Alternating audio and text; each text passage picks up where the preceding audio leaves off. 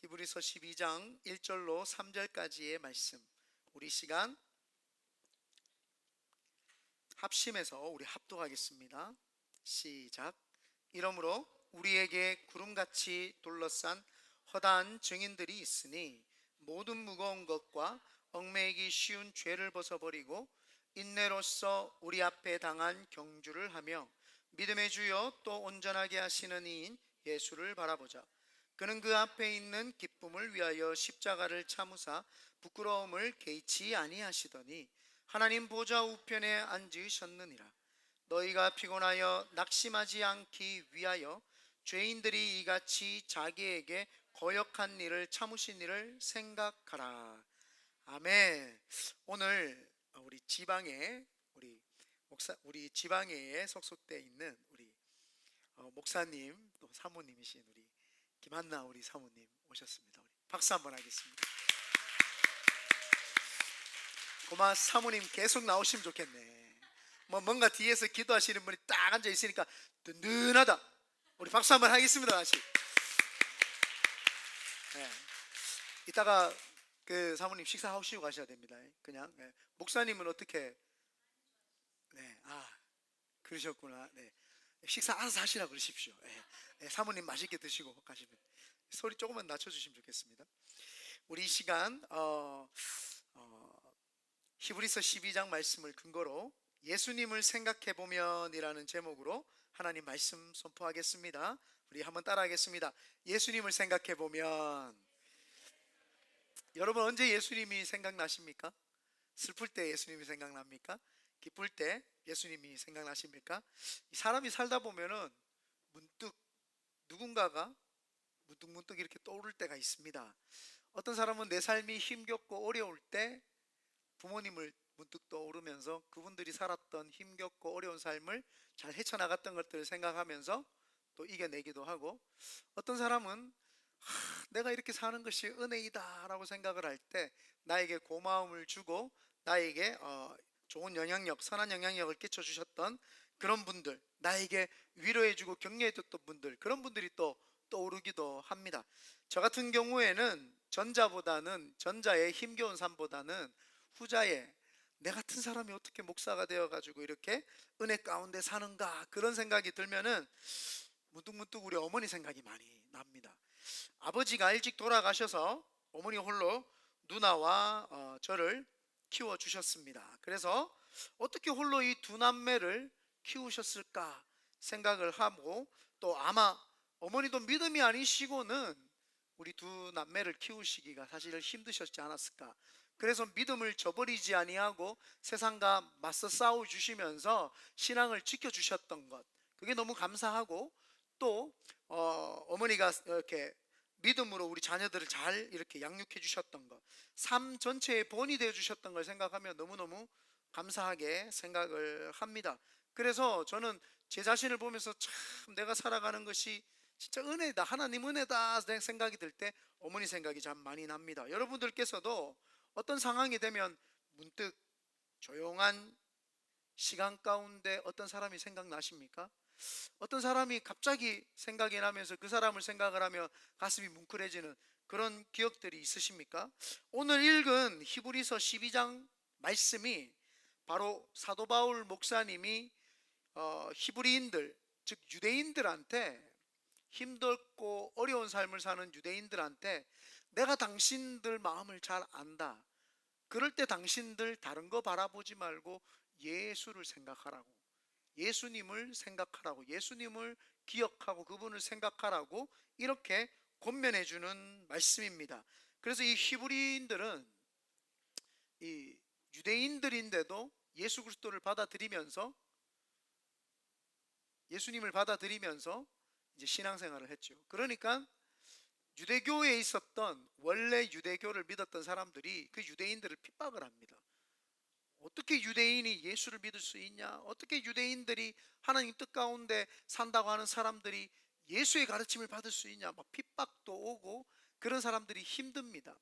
그러다 보니까 그들이 힘겹고 어려운 삶 가운데 타협을 해야 될 때도 있고, 또 뒤로 물러나고 싶을 때도 있고, 좌절하고 싶을 때도 있을 때, 그때가 있는데 사도 바울 목사님이 그럴 때 예수님을 바라보고 예수님을 생각하라 이렇게 이야기를 합니다. 이 히브리서는요, 유대인 유대교에 속해 있었던 사람들에게는 변증하기나 마찬가지입니다. 이 히브리서가 이 신약 성경의 꽃이라고도 볼 수 있습니다. 왜냐하면은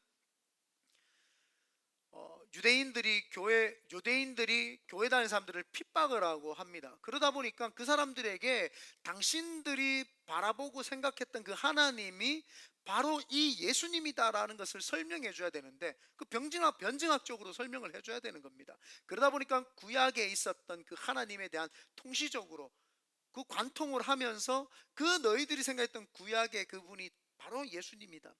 그리고 그 믿음의 선진들이 쭉 믿음을 지키면서 살아갔던 것이 바로 이 예수 그리스도를 위해서다 라고 하면서 이 모든 유대인들이 다 알고 있는 지식과 습관과 예절과 법률 그 모든 것 속에서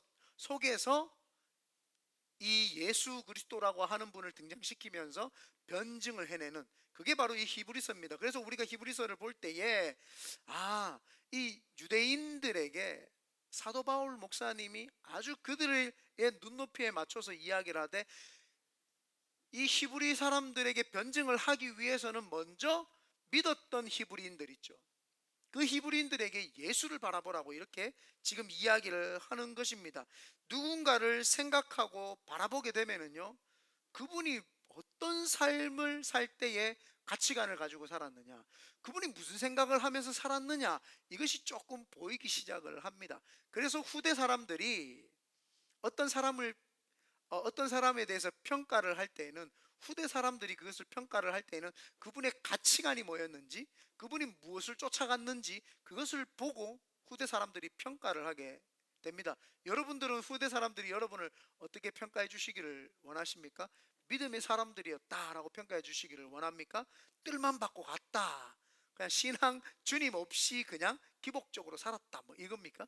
그래서 우리가 신앙생활을 할 때 후대 사람들이 나를 어떻게 평가할 것인가에 묵상을 하면서 포커스를 맞춰가면서 살 때, 내가 이런 삶을 살아야 되겠구나 알게 됩니다. 그래서 사도 바울 목사님이 이 히브리 사람들 중에 예수님을 믿는 사람들에게 예수님을 바라봐라, 그래서 예수님을 바라보면은 그분이 어떤 삶, 어떤 가치관을 가지고 살았는지를 알게 된다라고 하면서 예수님을 생각해 보라고 이야기를 했습니다.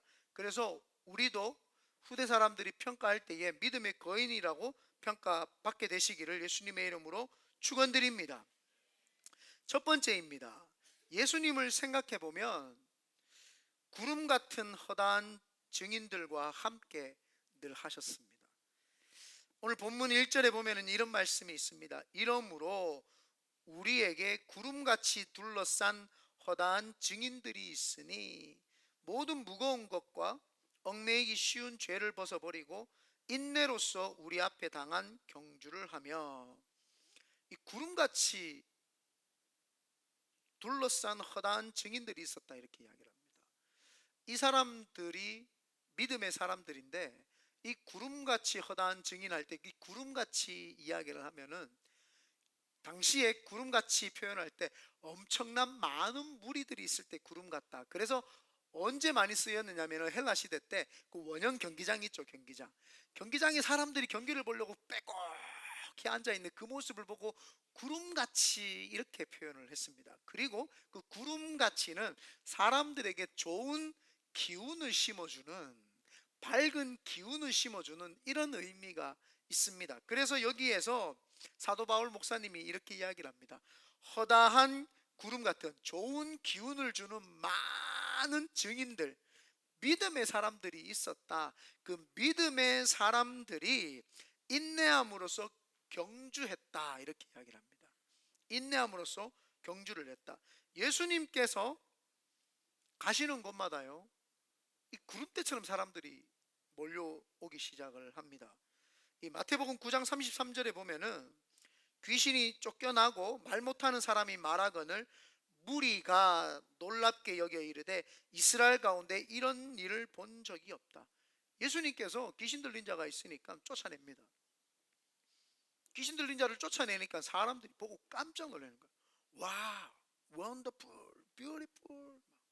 너무너무 막 신기한 거예요. 귀신을 쫓아내니까.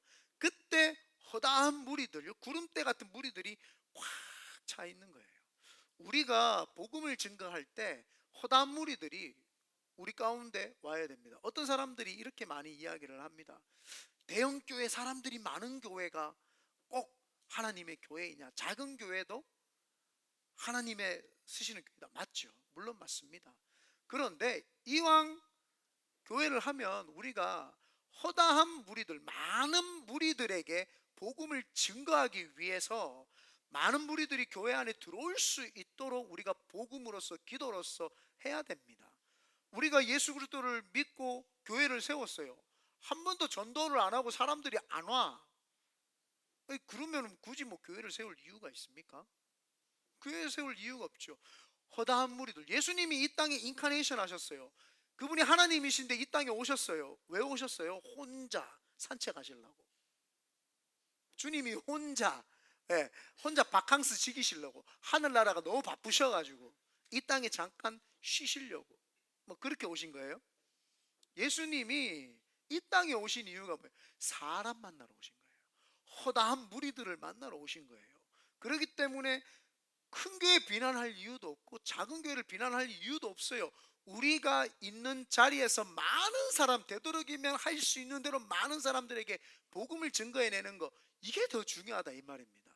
그렇기 때문에 예수님이 계셨던 곳에는 허다한 무리들이 항상 많습니다. 마가복음 10장 46절, 그들이 여리고에 이르렀을 때에 예수께서 제자들과 허다한 무리와 함께 여리고에서 나가실 때에 디메오의 아들인 맹인 거지 바디메오가 길가에 앉았다가 병자를 고쳐주시는 자리에 허다한 무리들이 그 모습을 보려고 막 인산인해로 모이는 거예요.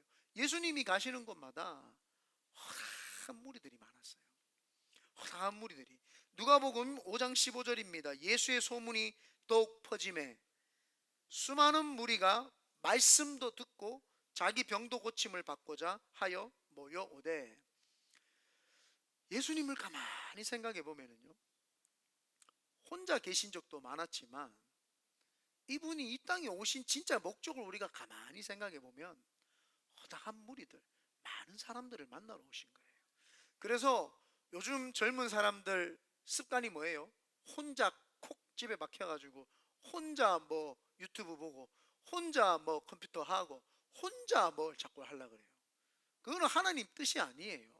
하나님이 그러면은 혼자 사람을 다 따로 만들어가지고 섬 같은 걸 한 2700만 개를 만들어가지고 섬에 살게 해버리면 되죠. 그 세상에 어마어마하게 많은 별들이 있는데 그 별마다 그냥 한 사람씩 따져 놔버리면 되죠. 그렇지 않아요? 사람들은 더불어 살고 함께 살라고 주님이 허다한 무리들을 우리에게 붙여주셨어요. 그래서 자꾸 내가 개인적인 신앙생활을 하고 싶고 혼자 있고 싶다, 예수님을 생각을 해야 돼요. 내가 왜 그러지? 내가 왜 이렇지? 예수님은 허다한 무리들과 함께 있었고 사도 바울 목사님도 히브리서에 네가 힘드냐 어렵냐 혼자 콕 방에 박혀라 이렇게 우리에게 권면하지 아니하고 예수를 바라보라. 예수님이 어떤 삶을 살았냐? 허다한 무리들, 구름같이 둘러싼 허다한 증인들을 만들어내시고 함께 하셨다라는 거예요. 그래서 우리가 신앙생활할 때 예수님을 생각하면서 혼자 신앙생활하는 게 위험하구나, 함께 같이 매일 건강하게 신앙생활하는 것, 이게 중요하구나 우리가 알아야 되죠. 그래서 사도 바울 목사님이 복음을 증거할 때도 사람들이 허다한 무리들이 모이기 시작을 합니다. 사도행전 14장 1절에 이고니온에서 두 사도가 함께 유대인의 회당에 들어가 말하니 유대와 헬라의 허다한 무리가 믿더라. 허다한 무리들이 모이기 시작을 하는 거예요. 그래서 우리가 신앙생활을 하면서 힘들고 어려울 때 있을 거예요. 허다한 무리들, 나를 위해서 함께 기도해 주시는, 함께는 동력자 무리들이 있다라고도 생각을 해야 되고, 내 부모님, 친인척이 있다고 생각을 해야 되고, 또 함께 신앙생활하는 교회 안에서 함께 신앙생활 재밌게 할 수 있는 허다한 무리들이 함께 있으니까 내가 그 허다한 무리들과 함께 있어야 되는구나, 그런 우리가 마음을 가져야 됩니다. 그러나 우리는 그냥 허다한 무리가 되면 안 돼요. disciples, 제자들과 허다한 무리와 이 차이가 있습니다. 허다한 무리들은 예수님이 귀신을 쫓아낼 때 모이고, 예수님이 병을 고칠 때 모이고, 예수님이 말씀을 증거하면 모이고, 예수님이 무엇인가 주면 모입니다. 그러나 제자들은 예수님과 함께 동고동락을 하죠. 힘든데도 같이 가고, 함께 걷기도 하고, 함께 사람을 병 고치는 자리에도 있고, 함께 가르침을 받기도 하고, 그분의 일거수일투족 삶을 그대로 배웁니다. 그래서 우리는 허다한 무리가 되되 믿음의 허다한 무리가 돼야 됩니다. 왜냐하면은 우리가 히브리서 11장에 보면 믿음장이라고 이야기합니다. 거기 허다한 무리들이라고 하는 사람들이 이름이 빼곡히 적혀 있습니다. 아벨부터 해가지고 이름이 쫙, 기드온, 삼손, 뭐 누구 할 것 없이 이름이 쫙 적혀 있어요. 그 사람을 지칭해서 여기에 허다한 무리다 이렇게 이야기를 합니다. 그러니까 믿음의 선진들이 이렇게 많다는 거예요. 그러면 우리에게도 예수님을 따라다닐 때도 허다한 무리들이 많았어요. 그러나 그 허다한 무리 중에 주님이 택하여서 믿음의 허다한 무리를 만들기를 원하는 거죠. 그래서 우리가 가만히 생각하면, 예수님께서 사람들을 만나러 이 땅에 오셨는데 그냥 사람들이 아니라, 그냥 허다한 무리가 아니라 제자, 믿음이 있는 허다한 무리가 되기를 원하시는구나 라는 것을 알아야 됩니다. 그래서 1절에 이 중반절에 보면 이렇게 나옵니다. 이러므로 우리에게 구름같이 둘러싼 허다한 증인들이 있으니 모든 무거운 것과, 여기 무거운 것이라고 이야기를 합니다. 그 허다한 무리 속에서 어떤 사람이 믿음의 허다한 무리가 될 수 있냐 하면은, 모든 무거운 것과 얽매이기 쉬운 죄를 벗어버리고, 이게 뭔가 원어를 막 찾아봤어요. 모든 무거운 것은 죄, 어떤 특정한 죄를 이야기하는 것이 아니라 폭넓은 것을 이야기하는데, 근심, 걱정, 세상에 대한 애착 등을 우회적으로 표현한 것이죠. 그러니까 이 말입니다. 하나님 뜻 가운데 살아가면서 하나님의 말씀을 받고 예수 그리스도를 믿는 자들은 세상의 근심, 걱정, 그 세상에 대한 애착을, 모든 무거운 것, 애착을 벗어버리고, 또 얽매이기 쉬운 죄, 이 얽매이기 쉬운 죄가 뭐냐 하면은, 얽매이기 쉬운 죄는 운동선수들이 운동을 할 때 제일 중요한 게 뭡니까? 감량, 체중 조절. 이 체중 조절이죠. 그 체중을 자꾸 늘리게 하는 음식이 이 사람들에게 얽매이기 쉬운 죄인 거예요.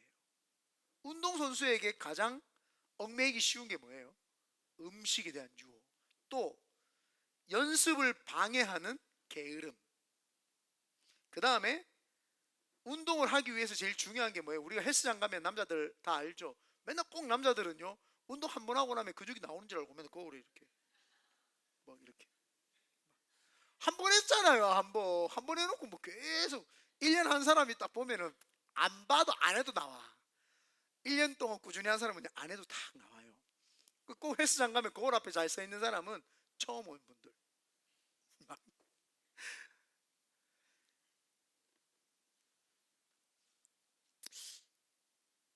그 사람들이 운동을 할 때 늘 하나같이 헬스장에 가면 트레이너들이 하는 말이 있어요. 자세가 중요합니다. 폼이 중요합니다. 자세가 삐뚤어지면 안 됩니다. 그럼 근육이 삐뚤어집니다. 폼이 안 납니다. 막 이렇게. 그래서 운동에는요, 장비빨이라는 말이 있습니다.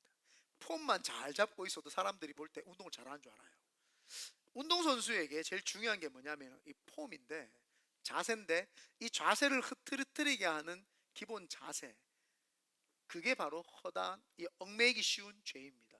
얽매이기 쉬운 죄는 우리에게, 크리스천에게 그러면 얽매이기 쉬운 죄가 뭡니까? 음식인데 욕심이죠. 탐욕이 우리에게 얽매이기 쉬운 죄, 게으름죄, 폼, 기본적인 신앙의 바탕과 기본적인 어떤 삶의 태도에 대해서 이야기를 하는 거죠. 허다한 무리들이 믿음의 사람들이 많았대요. 그 사람들이 믿음이 있다 없다 어떻게 이야기를 하느냐? 세상 근심 걱정을 다 버렸다는 거예요. 하나님만 바라봤다. 그리고 이 절제 못함이 없이 게으르거나 자세가 흐트러지지 않다. 그래서 제가 전도사님들한테 제일 먼저 가르치는 게 말씀 훈련 그런 거 안 가르칩니다. 일찍 자고 일찍 일어나라. 자꾸 그거 이야기를 합니다. 일찍 자고 일찍 안 일어나면서 무슨 목회를 하겠다고. 새벽기도 철저히 해라. 기본적인 거를 먼저 배우고 사람이 시작을 하고 나면은 그 베이스 안에서 다른 건 다 할 수 있는 거예요. 일찍 자고 일찍 일어나고 새벽에 일어나서 기도 1시간만 하잖아요.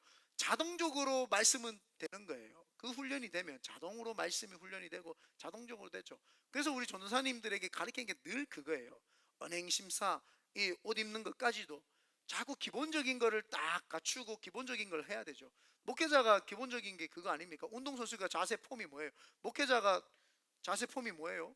유니폼, 우리 유니폼이잖아요. 이거요. 정장 입는 태가 나야 되죠. 제가 제일 잘 어울리는 게 정장이에요. 다른 옷 입으면 잘 안 어울리더라고요. 정장을 입으면 그래도 어깨가 좀 가려요. 제가 어깨에 이 뽕이 많이 들어가가지고 딴 옷 입으면 막 부하고 어깨 이만하고 막 이래요. 배도 막 나오고 딱 입으면 배도 싹 가려주고 어깨도 슬림하게 해주고 정장이 제일 잘. 목사는 기본 자세가 정장이다. 그래서 우리 전도사님들한테 이야기를 했어요. 우리는 그래도 미국 살고 세련된 젊은 사람들이니까 세미 정장식으로 편안하게 자켓만 입어라. 그 정도도 괜찮다. 우리가 이게 제일 중요한 게 그겁니다. 허다한 무리들, 예수님을 생각을 하면 허다한 무리들을 함께 하셨고 그 허다한 무리들이 제자가 되게끔 하셨는데 그 예수님이 뭘 가르치셨냐? 세상 근심 걱정하지 말라고 가르치셨고 기본 게으르지 말고 욕심내지 말고 기본 자세부터 만들었다는 거예요.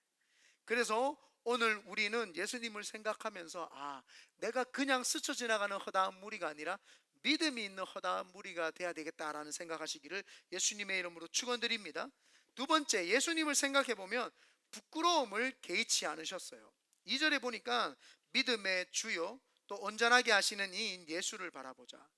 그는 그 앞에 있는 기쁨을 위하여 십자가를 참으사 부끄러움을 개의치 아니하시더니 라고 이야기합니다. 예수님께서요 하나님이십니다. 근데 예수님께서 하나님이신데 이 부끄러움을 개의치 않으셨다고 이야기를 해요. 여러분 언제 제일 부끄러우세요? 예수님은 하나님이신데요 인간이 예수님을 평가를 합니다. 이 굉장히 부끄럽고 수치스러운 일이죠. 여러분 평가라고 하는 거는 위에 있는 나보다도 뛰어난 전문적인 위에 있는 사람이 밑에 아래 사람을 평가해 주는 게 평가죠. 근데 하나님이신 예수님을 인간이 평가를 합니다. 율법의 잣대를 재면서 예수님에게 당신 율법이 틀렸다고 이야기를 하면서 어떻게 안식일 날 손 마른 자를 고치냐, 병자를 고치냐, 안식일 날 일을 하냐.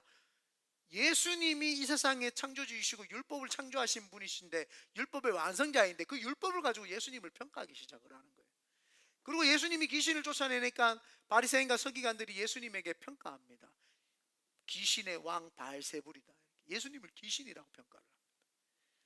굉장히 기분이 나쁘죠. 제 같으면 붕 점프를 해서 팡팡탕 타당탕탕 해가지고 그냥 조용하라고 탁 만들 텐데 예수님 그렇게 참으시는 거예요.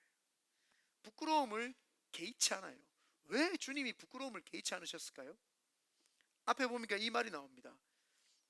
주여 또 온전하게 하시는 이인 예수를 바라보자. 왜요? 그는 그 앞에 있는 기쁨을 위하여. 그 앞에 있는 기쁨을 위하여. 이 기쁨이 뭐예요? 허다한 무리들이 믿음의 사람이 되는 것이 기쁘신 거예요. 내가 힘들고 어려워서 다른 많은 사람들이 믿음의 사람들만 될 수 있다면 나 부끄러운 거 개의치 않겠다. 예수님께서 그런 평가에 개의치 않으시는 거예요. 인간의 평가에 개의치 않으십니다. 그분은 하나님의 말씀이 가르쳐 주시는 대로 그 방향대로 살았어요. 그분은 성령님이 인도해 주시는 대로 성령님과 함께 동행하시며 살았어요. 그런데 인간이 하나님이신 예수님을 평가한다니까요. 우리도 어쩌면 자꾸 내 생각, 내 이성, 내 고집, 내 아집, 내가 느끼는 감정 가지고 하나님을 평가할 때가 없는지 우리는 돌아봐야 됩니다. 한 번은 제가 중학교 다닐 때입니다. 국어, 사회, 도덕, 과학, 윤리 웬만한 공부는 제가 다 잘했던 것 같아요. 읽고 해석하고 이해하는 거는 빨랐던 것 같아요. 제가 약한 게 뭐였을까요? 영어. 영어 시험을 치는데 선생님이 그때 그래도 본문, 보기라고 하죠. 본문을 늘 우리에게 보여주셨어요. 그래서 시험 범위도 여기부터 여기까지라고 가르쳐 줬죠. 제가 영어를 잘 못하니까 그냥 옆에 있는 친구한테 읽어달라고 하고 배우고, 읽어달라고 배우고 하면서 이해만 했어요. 무슨 뜻인지는 몰라. 어떻게 읽는지, 발음 이런 건 잘 모르는데, 아, 이렇게 나오는 게 이거구나. 예를 들면은 뭐 더가 나왔어 하면 더 그것만 보고, 아, 요 문맥은 요렇게 해석하지, 해석만 알아들은 거예요. 그래서 시험을 쳤어요. 중간고사 때 시험을 치는데, 막 시험을 치고 나면은 쉬는 시간에 뭐 해요?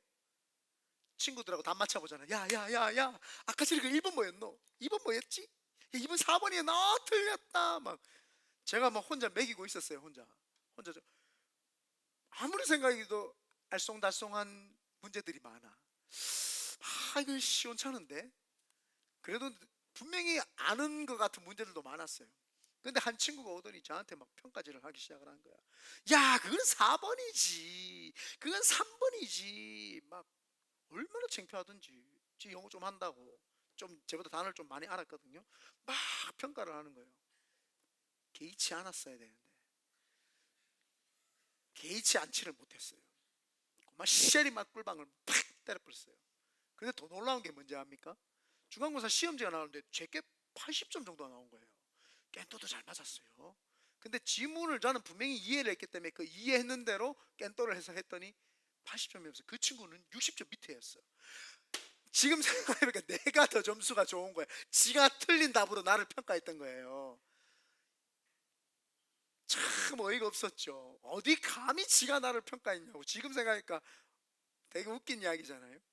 꿀밤도 맞고 가만히 보니까 나보다 성적도 못했어요. 아직도 그게 생각이 나고 기억이 납니다.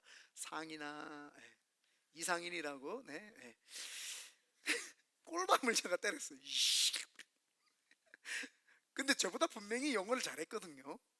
제가 점수가 좋았어요. 평가는 점수가 좋은 사람이 해야지, 점수가 낮은 사람이 평가를 하면 안 되죠. 마찬가지입니다. 인간이 하나님을 평가할 수 없습니다. 없는 것은 예수님은 하나님이시기 때문에 어떤 누구에게도 평가받을 대상도 평가를 받으실 어떤 그런 수준도 아닙니다. 그러므로 인간이 하나님이 어떻다 저떻다 그렇게 평가할 수 없죠. 어제 홈리스 사역을 하는데 홈리스 그 친구가, 어떤 친구가 뭐 부타 고타마시타르타 부처 아시아 사람들은 부처를 믿는데 왜 굳이 예수를 믿냐고 막 이야기를 하더라고요. 그래서 어제 잠깐 중간에 이야기를 했는데 알아들은지 모르는지 모르겠는데, 원래는 유럽 사람들도 미국 백인들도 예수를 안 믿어야 되는 거예요. 이스라엘 종교인데 하나를 알고 둘을 모르더라고요. 그러니까 그 만약에 자기가 젤마니족이었으면 게르만족이니까 동물을 믿었겠죠.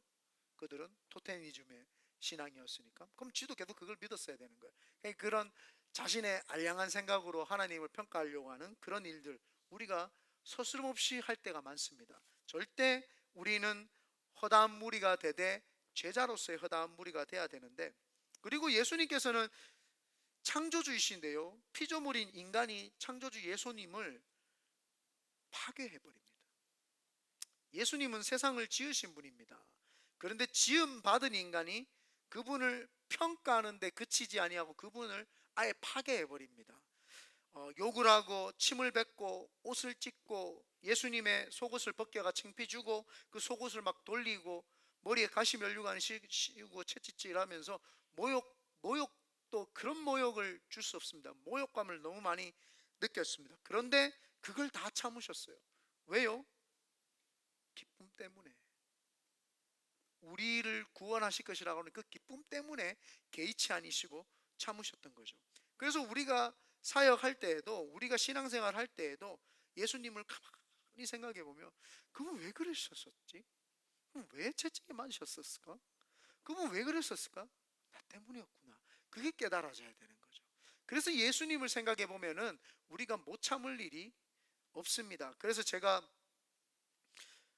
예수님을 늘 생각을 하면서 하기 싫은 일 있을 때 손에 샤프로 한번 찍어봤다고 이야기했죠. 해야 되겠구나, 해야 되겠구나. 너무 아프다. 샤프로 손을 찔러보니까 너무 아프더라고요. 예수님이 나를 위해서 돌아가신 나는 이것조차 못한다. 이거는 너무 사람이 게으르다. 너무 제가 극단적인가요? 그런데 예수님이 이것을 참 감당하는 만한 비결이 있으셨어요. 그 비결이 뭐냐 하면은 기도였어요.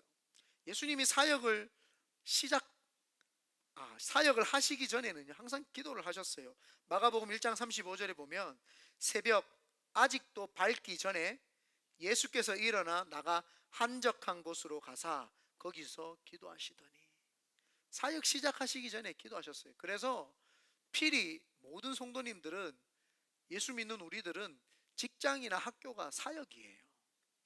그래서 새벽 기도를 하시라는 거죠. 왜 이렇게 강조를 하냐? 이번 주간에 특별 새벽 기도 제가 설교하거든요.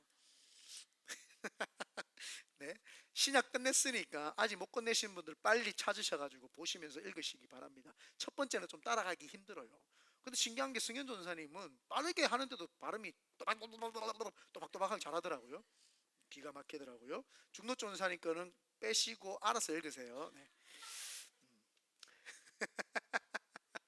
팬클럽이 왜 그랬어요? 사모님만 보시고 그 영상 보세요. 우리는 각자 볼 거예요. 네. 예수님께서요, 일상생활에서도 기도가 항상 우선 있었어요. 인기에 치우치지 않으셨단 말이에요. 누가복음 5장 15절에서 16절에 예수의 소문이 더욱 퍼짐에 수많은 무리가 말씀도 듣고 자기 병도 고침을 받고자 하여 모여오되 예수는 물러가사, 여기 그 원어를 보니까 매번, 항상이라고 하는 단어가 빠졌던데, 예수는 매번 물러가사 한적한 곳에서 기도하십니다. 사역하시는 중간에도 사역을 어느 정도 끝내시고 나면은 다 물리치시는 거예요. 사람들이 더 많이 줄 서 있어도 오늘 여기까지입니다 탁 하고 가는 거예요. 여러분, 사람들이 찾아오는 식당은 어떤 식당입니까? 맛도 마시고 그 서비스도 서비스지만 운영을 잘하더라고요. 보니까 사람들 퀄리티를 높이기 위해서, 그 자신들의 퀄리티를 떨어뜨리지 않게 하기 위해서 한정된 소수 인원만 탁 받더라고요. 너무 많은 사람을 다 받아버리면 질이 떨어져 버리는 거예요. 그렇기 때문에 맛도 변질되고 떨어지는 거죠. 그래서 우리가 신앙생활을 할 때에 기도가 중요한 거예요. 사랑 타령하면서 많은 사람들이 계속 찾아다니고 분주하게 다니는 것도 중요하지만, 그것보다도 사람을 사랑하는 것보다도 하나님 앞에서 받는 에너지, 그게 뭐예요? 기도죠. 예수님이 그렇게 그 비방과 모진 그 고통을 다 견디신 이유가 뭡니까? 그분을 가만히 생각해보니까 기도하신 거예요. 예수님이요, 제자들을 선택하실 때에도 기도하셨다는 거 아세요? 누가복음 6장 12절에서 13절입니다. 이때에 예수께서 기도하시러 산으로 가사 밤이 새도록 철야를 하셨어요.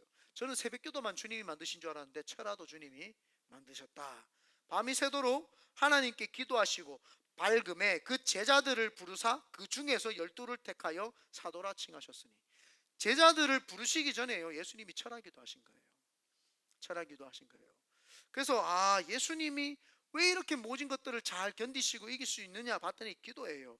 그리고 항상 유혹에 빠지지 않기 위해서 기도를 하셨던 거예요. 누가복음 22장 39절에 예수께서 나가사 습관을 따라 매일 기도하신 거죠. 감난산에 가심에 제자들도 따라갔더니 그곳에 이르러 그들에게 이르시되 유혹에 빠지지 않게 기도하라 하시고, 그들을 떠나 돌 던질 만큼 가서 무릎을 꿇고 기도하여, 돌을 이렇게 던지면 던져지는데, 제자들이 여기 있고 아마 저 식당 정도쯤 되는 거리에서 예수님께서 기도를 하신 거예요. 왜 기도를 하셨어요? 유혹에 빠지지 않게 하기 위해서. 허다한 무리들이 변화되어야 되는데 예수님이 부끄러움을 개의치 않으셨던 이유가, 기도를 하니까 유혹에 빠지지 않는 거예요. 그걸 개의치 않는 거예요. 하나님의 말씀에 의해서 쫓아가고 성령님의 인도함에대로 인도함을 가니까 사람들이 평가를 하고 사람들이 예수님을 파괴를 해도 개의치 않는 거예요. 어떻게 해요? 기도했으니까. 마태복음 26장 41절에 시험에 들지 않게 깨어 기도하라. 마음은 원이로되 육신이 약하도다. 우리가요, 마음은 기도하고 싶어요. 근데 육신이 약해요. 근데 허다한 무리 중에 믿음이 있다라고 할 때 언제 믿음이 있다고 했어요? 그 게으름을 이겨내는 거. 욕심, 먹고 싶고 하고 싶은 그 욕심을 절제해서 이겨낼 때, 우리가 자세가 흐트러지지 않으려고 자꾸 최선을 다할 때, 자꾸 자세 흐트러지고 싶고 막 하고 싶을 때도 자세를 바로 잡고 하려고 할 때, 그때입니다. 그러므로 오늘도 우리는 예수님을 생각하시면서 부끄러움을 개의치 않게 되시기를 예수님의 이름으로 축원드립니다. 아멘. 셋째로, 예수님을 생각해 보면, 그분을 가만히 생각해 보면 자신에게 거역한 일을 참으셨어요. 자신에게 거역한 일. 한 번은 누가 저한테, 얼마 전인데 누군지 잘 기억이 잘 안 나는데, 주현자매였는지 누구인지 잘 기억이 안 납니다. 제가 그런 기억력이 잘 없어요. 내용만 기억을 하고, 목사님, 마귀도 회개하면 천국 갈 수, 회개하면 용서받을 수 있냐? 참 신박한 질문이다. 그대가 했나? 누가 했죠? 나한테 그 이야기를 누가 했는데 나한테 기억이 안 나요. 누가 하셨어요? 마귀도 회개하면 천국에 간다? 마귀는요, 자기가 하나님이라고 생각을 하기 때문에, 하나님하고 동등하다고 생각을 하고 있기 때문에 회개할 수 있는 대상이 없습니다. 좀 이해가 되셨죠?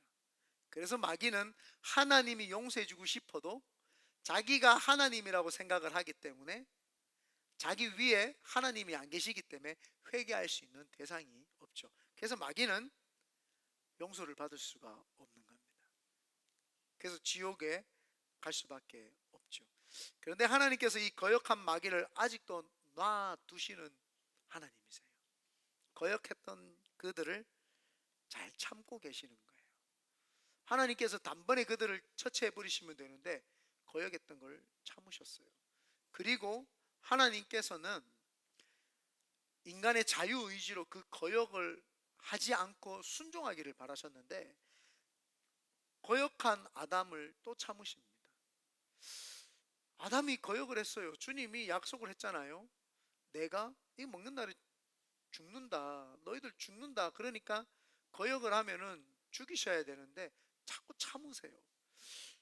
왜 예수님이 하나님이 자꾸 참으시는지 잘 모르겠습니다만 자꾸 참으세요. 제가 제 자신을 가만히 봐도 하나님이 참 나를 많이 참아주신다, 그런 생각을 많이 합니다.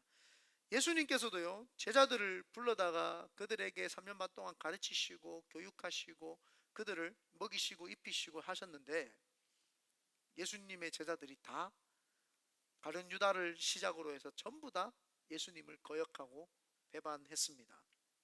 그런데 그분 참으시고 다시 사용하셨어요. 이 거역한 인간이 예수님을 이제 죽이기까지 합니다. 예수님을 죽이는 거역, 배신까지 하는 거죠. 그런데도 주님이 가만히 참으셨어요. 거역한 인간에게 성령님이 찾아오셔서 내가 너와 함께 해주겠다, 고아와 같이 버려지지 않겠다고 하는데도 성령님을 늘 거부를 하는 거예요. 우리가 신앙생활을 할 때에 성령 하나님이 늘 우리와 함께 있는데도 늘 성령님을 거부를 하는 거예요. 자꾸 거예요. 근데 그분이 거역했다고 화가 나셔서 우리를 바로 혼내시고 징계하시는 게 아니라 늘 참아주시고 기다려 주시죠. 이 타락한 세상에서는요, 거역하는 일이 일상이에요. 밥 먹듯이 하는 거죠. 근데 하나님은요, 아직도 참아주시는 거예요. 이 실리콘밸리가 하나님을 거역을 하는데도 참아주시는 거예요. 이 미국 땅이 하나님을 거역을 하는데도 참아주시는 거예요. 저 남미 땅이 하나님을 거역하는데도 참아주시는 거예요. 저 아프리카 땅이 하나님을 거역하는데도 하나님이 참아주세요. 아프리카에 가면은 아직도 막 그 어린아이들을 데리고 막 결혼을 시키고 막 여성 할례를 시키는 그런 부족도 있습니다. 그런 어리석은 일을 하는데도 참아주시는 거예요. 북한의 그 김정은이 보십시오. 뚱뚱하고 막 살쪄가지고 지가 아무것도 아닌 거 그냥 한 방 때리고 가도 아무도 쫓아오지도 못해. 숨차가지고. 그런 놈이 나 북한에 못 들어가겠다, 이 설교 보면. 시민권 따서 갈라 그랬거든요. 그러든지 말든지 지훈 형제 삭제해 주세요. 북한에 그 보십시오. 지가 하나님이라고 하고 주체 사상을 해가지고 김일성, 김정일, 김정은 3부자가 지금 대통령 뭐라 가지고 이거 정권을 잡아가지고 그렇게 그 사람들이 하나님을 거역하는데도 하나님 참아주시잖아요. 중국에 수만 명의 선교사들이 있는데 중국 그 시진핑이 다 몰아내고 쫓아내는데도 주님 계속 참아주시잖아요. 그 아랍에 있는 모슬림 국가 크리스천들을 죽이고 살해까지 하는 그런 사람들은 아직도 주님 참아주시잖아요. 왜 참아주시는지는 우리는 알 길이 없습니다만은 하나님이 모든 인간들을 사랑하셔서 참아주시는 거 아닙니까? 목회를 하면서 가장 많이 회의가 될 때가 언제냐 하면은 성도들을 위해서 열심히 하고 막 할 때가 있어요. 아, 그렇게 안 느껴지나? 아멘이 없네. 뭐야, 왕건이 제일 좋아하네. 아닌가? 막 해줄 때가 있어요. 그런데 그 성도들이 목회자의 마음을 몰라줄 때가 있어요. 그럴 때 회의감이 들어요. 내가 진짜 이 사람들을 위해서 열심히 하는 게 맞나? 근데 하나님이 해답을 가르쳐 주세요. 성도들 믿지 마라. 믿으면 옳지 하나님만 믿고 예수님만 믿어야지 성도들 믿지 마라. 성도들은 사랑해라. 여러분, 믿으면 배신을 당하지만요, 사랑하면 내가 사랑했기 때문에 그 사람이 상처를 줘도 내가 사랑했기 때문에 그 사랑은 별로 그렇게 상처가 되지 않아요. 나 사랑만 했으니까요. 사랑만 하고 이 사람 보니까 측은하게 여기고 또 사랑해주고 그렇게 사랑만 하면 되는 거예요. 아, 우리 목사님 우리 나 안 믿는구나, 저분 남, 이게 개념이 아니라고요. 우리 목사님 무슨 말은 나를 안 믿어, 아니라고요. 그게 아니라 사랑한다고요. 사랑하는 거예요. 그러면 목회를 하면서 회의감이 느끼잖아요. 아, 하나님이 나를 이렇게 사랑해 주셨구나. 하나님이 나를 믿을까요? 안 믿어요. 내가 하나님 거역할 거 알아요. 안 믿어요. 그분 하나님이요, 우리 믿어가지고 우리를 이 자리에 앉혀놓으셨고 나를 목사로 세우셨다고 생각합니까? 아니에요. 하나님 우리 안 믿습니다. 사랑하시죠. 아멘. 우리도 마찬가지입니다. 우리끼리 믿지 마세요. 옆에 있는 사람 보시면서 인사합니다. 나는 당신 안 믿습니다. 빨리 하세요. 왜 안 해요? 나는 당신을 사랑할 뿐입니다. 믿으면요 여지없이 배신당합니다. 그래서 우리의 믿음의 대상은 하나님밖에 없습니다. 그렇기 때문에 우리는 사랑해야 되죠. 우리는 서로의 사랑으로 허물을 덮어주고 내가 사랑하기 때문에 배신당해도 내가 그 사람 사랑한 것인 후회 없습니다. 후회 없이 사랑하고 후회 없이 그렇게 하면 되죠. 그래서 우리는 신앙생활을 하면서 예수님을 가만히 생각해 보면 그분이 왜 평가를 받고 비난을 당하는데 개의치 않으시고, 그분이 왜 자기를 거역하고 배신하는데도 그분은 그 거역과 배신을 참으셨는가? 우리가 그걸 생각해죠. 그래서 예수님만 생각해 보면 너무 감사하고 너무 고맙고 그렇습니다. 결론을 맺겠습니다. 예수님을 생각해 보면 허당한 증인들을 만드시기 위해서 부끄러움도 개의치 않으시고 거역당하는 일도 참으셨습니다.